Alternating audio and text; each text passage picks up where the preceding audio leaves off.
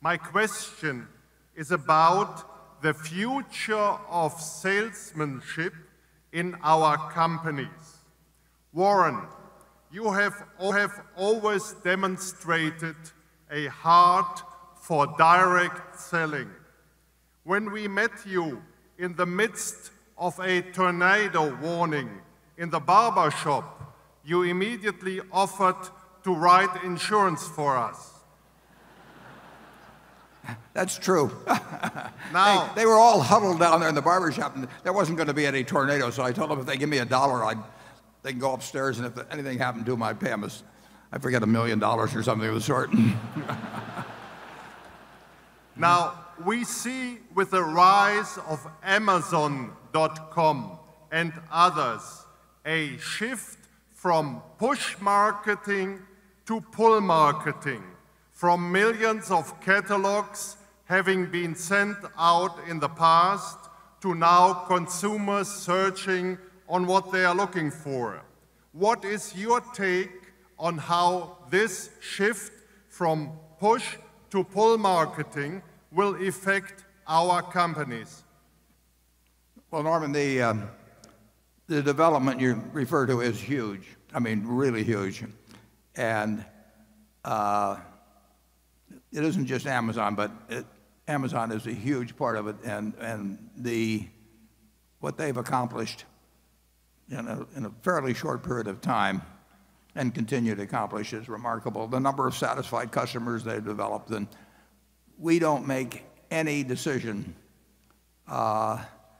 involving even the manufacturing of goods, the retailing, whatever it is, without thinking long and hard about what the world will look like in 5 or 10 or 20 years with that powerful trend, really hugely powerful trend that you just described. So we don't look at that as something where we're going to try and beat them at their own game. You know, they're better than we are at that. And so Charlie and I are not going to out Bezos by a long shot. But we are going to think about that. It does not worry us, obviously, with the precision cast. But it doesn't worry us in terms of the overwhelming majority of our businesses.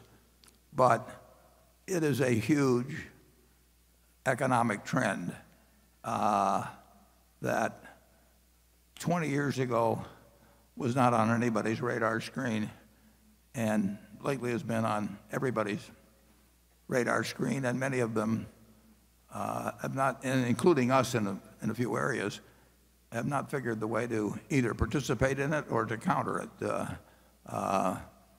The Geico is a good example of a company that, in an industry that had to adjust to change, and some people made the change better than others. We were slow on the internet. The phone had worked so well for us, and this traditional advertising, and the phone had worked so well that there's always a resistance to think about new possibilities. When we saw what was happening on the internet, we jumped in with both feet, and with mobile and whatever. But there are the nature of capitalism is somebody's always trying to figure, if you've got a good business, they're always trying to figure out how to take it away from you and improve on it. And the effect, I would say just of Amazon, but others that are playing the same game, the effect on industry, the full effect is far from having been seen. I mean, it is a big force, and it already has disrupted plenty of people, and it will disrupt more. I think Berkshire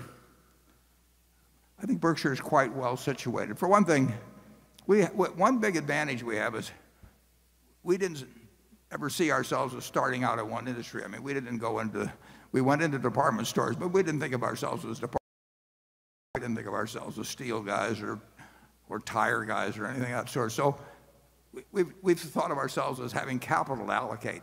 If you start with a given industry focus and you spend your whole time working on a way to make a better tire or whatever it may be, I I think it's hard to have the flexibility of mind that you have if you just think you have a large, hopefully large and growing pile of capital, and trying to figure out what is the best next move that you can make with that capital. And I think we do have a real advantage that way. But I think Amazon's got a real advantage too, in this intense focus on having, hundreds of millions of generally very happy customers getting very quick delivery of something that they want to get promptly, and they want to shop the way they shop. And if I owned a bunch of shopping malls or something like that, I would